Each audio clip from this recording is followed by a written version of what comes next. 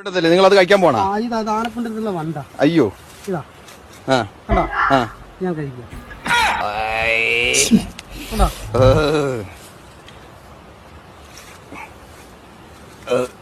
എനിക്ക് ഛർദിക്കാനൊക്കെ വരുന്നുണ്ട്.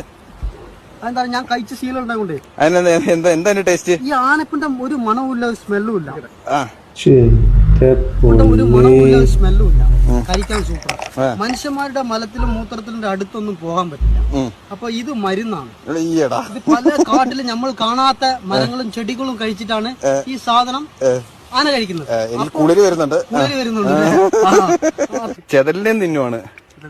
ഈ ചെതൽ ബ്രെയിൻ നല്ല വളർച്ചയ്ക്ക് നല്ല സാധനം, കണ്ണ് കാണാൻ നല്ല സാധനം. ഈയടാ കരടി അതാ തിന്ന്. കരടി ഇപ്പൊ സുരേഷ് ചേട്ടൻ.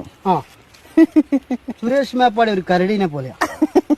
അത് ശരി. അപ്പൊ ഈ പൂച്ചസാറൊക്കെ അപ്പിയിട്ടിട്ട് ഈ മണ്ണിലിങ്ങനെ കുഴിച്ചിടുന്നത് ഇതിനെ പോലുള്ളവനെ പേടിച്ചിട്ടല്ലേ?